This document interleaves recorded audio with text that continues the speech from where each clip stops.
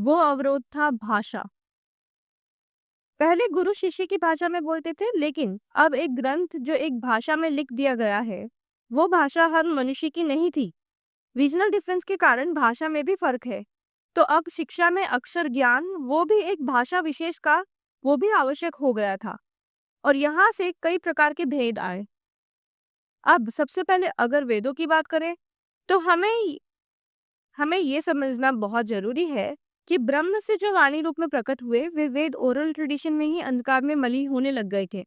तभी उन्हें लिखने का निर्णय लिया गया और उनके ज्ञान को संग्रहित करने की कोशिश की गई। यानी जो लिखे गए वो उस ब्रह्मवाणी का पूर्ण रूप नहीं थे, बल्कि कई लोगों के विचारों का मिश्रण हो चुके थे और लिखने वालों के रंग भी उसमें घुल चुके थे। और वेदों में जो बात है उसे ज्ञान कहना भी अतिशयोक्ति होगी, क्योंकि जो वेद में बताया गया है वो तो ज्ञान को प्राप्त करने के लिए एक मार्गदर्शन का कार्य करते हैं, जो कि लिखित वेद तक अपना भाव कई हद तक खो चुके थे। और आज जो हमें प्राप्त है उसमें भी कई हिस्से नष्ट हो चुके हैं। तो हम अधूरे के भी अधूरे हिस्से को पढ़कर अपना धर्म स्थापित कर रहे हैं। कुछ तो भूल हम जरूर ही कर रहे हैं। वेदों को संग्रहित करने के बाद एक बड़ी कमी निकल कर आई। इस वक्त तक कई गुरु भी अर्धज्ञान से ग्रसित थे, जो केवल सुनी और पढ़ी बातों को दोहराते और उसके आधार पर शिक्षा देते। क्योंकि स्मृति में ही जब अंधकार प्रकट हो गया था, तो उस ज्ञान को प्राप्त गुरु भी अंधकार ही से ग्रसित रहे। तभी समाज में कुरीतियां और अंधविश्वास का जन्म होता आया। अब एक भाषा ही है वेदों के बारे में बताने के लिए, और तब भारत वैसा नहीं था जैसा हम आज जानते हैं। तब ये रीजन कई हिस्सों में बटा हुआ था, जहाँ अलग-अलग रीजन में linguistic, cultural, traditional, climatic and lifestyle differences थे। इससे वेद सीमित हो गए, क्योंकि संस्कृत सबकी भाषा नहीं थी और तब हिंदी भाषा का भी जन्म नहीं हुआ था। ज्ञान को इसीलिए विचार की संज्ञा दी गई है। जैसे एक दिया प्रकाशित होकर औरों को प्रकाश बांटता है, वैसे ही एक ज्ञानी अपने ज्ञान को विचार के माध्यम से समाज में फैलाकर औरों को भी राह दिखाता है। पर अब भाषा की सीमा वेदों को सीमित करने लगी। फिर अलग-अलग रीजन्स का अपना बिलीफ सिस्टम था। अब ये बात एक छोटे से एग्जाम्पल से हम देख सकते हैं कि आज हिंदू धर्म में रीति रिवाज, परंपरा, नियम, खाना पीना, मान्यताएं आदि आदि सभी में हमको रीजनल वेरिएशंस नजर आती है। North, south, east, west, central, हर जगह थोड़ी बहुत वेरिएशंस दिखेगी ही, और कहीं कहीं तो मेजर डिफरेंसेस भी। पर सभी डोमिनेंट कॉम्युनैलिटी शो करते हैं, इसीलिए वे अलग अलग नहीं माने जाते, एक ही हिंदू धर्म की दृष्टि से देखे जाते हैं, जिसे हम सनातन कहते हैं। पर ऐसा क्यों? ऐसा इसलिए क्योंकि विचार जब फैलते हैं तो वे रीजनल एट्रीब्यूट्स को अपने में मिलाकर लोगों तक पहुंचाते हैं। सबका विचारों को देखने समझने का अपना ढंग होता है। साथ ही भाषा और रहन सहन का भी प्रभाव रहता है। और यहाँ हमें कॉमनैलिटी को भी जान लेना चाहिए।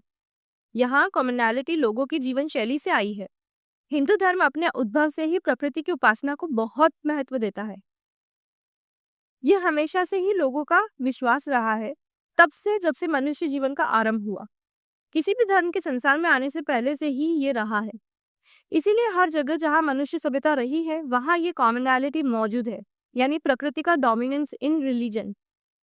तो ये common features, regional proximity and constant exchange of thoughts due to travel, ही हिंदू धर्म की कंटिन्यूटी और एक्सपेंशन का कारण बना, जिसे हम सनातन कहते हैं। अब सनातन में वेदों का बहुत सम्मान है, क्योंकि वे पहले ग्रंथ हैं जो मानव सभ्यता को शिक्षा दीक्षा की ओर प्रेरित करती है। हाँ, वेद, शास्त्र और धर्म किताब से कई ज्यादा शिक्षा की दृष्टि से महत्व रखते हैं। पर हमने इनसे शिक्षा लेने के बजाय इन्हें ईश्वर से प्रकट दिव्य शास्त्र मानकर उनके अंदर छुपे ज्ञान को भुलाकर केवल मंत्र की पोटली मान लिया, जिन्हें यज्ञ, पूजा, साधना आदि में याद करके केवल हम दोहराते जाते हैं। इसीलिए ये बात कही गई कि वेदों को लिखने से उसमें निहित ज्ञान और भी नष्ट हो गया।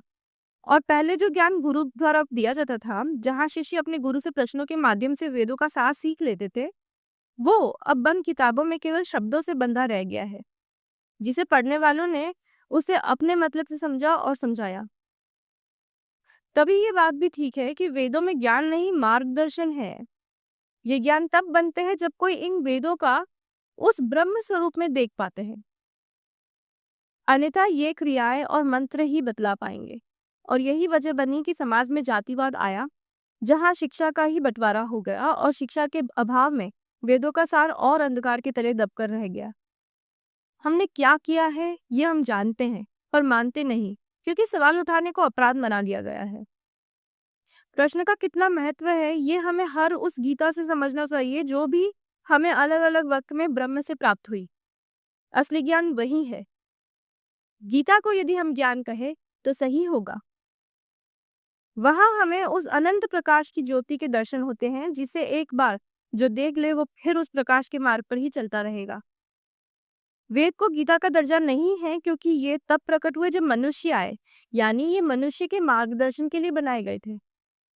और गीता वो है जब मनुष्य ने प्रश्न किए और उनके उत्तर में उन्हें प्राप्त हुई, यानी ब्रह्मवाणी।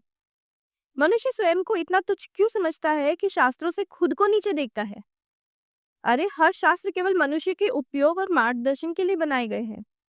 वे ज्योति की राह दिखाते हैं, मनुष्य स्वयं ही ज्योति है। तो यहाँ एक शास्त्र के पीछे जो धर्म रक्षक दूसरे मनुष्यों पर अत्याचार करते हैं, उन्हें मृत्युदंड देते हैं, वे कहाँ उस ब्रह्म का सम्मान कर रहे हैं? वे तो ब्रह्मवाणी के लिए ब्रह्म को ही सूली पर चढ़ा रहे हैं। और ये हर धर्म रक्षक को सोचना चाहिए, चाहे वे किसी भी ईश्वर में मानते हो। इसीलिए अंधकार को अज्ञानता की संज्ञा दी गई है, जो उस प्रकाश को देख ही नहीं पाता। यदि धर्म का पालन करना है तो हर धर्म के व्यक्ति को सारी गीता पढ़नी चाहिए, चाहे वो कृष्ण कथित भगवत गीता है, अष्टावक्र गीता है, गुरु गीता है, उद्धव गीता है, जो भी गीता है। आज तक हमने जो भी गीता प्राप्त हुई है, हर धर्म के व्यक्ति को उस गीता को पढ़ना चाहिए, क्योंकि उसमें सत्य में ज्ञान निहित है, जो हमें अपने धर्म की ओर ले जाता है और आध्यात्म की ओर भी ले जाता है।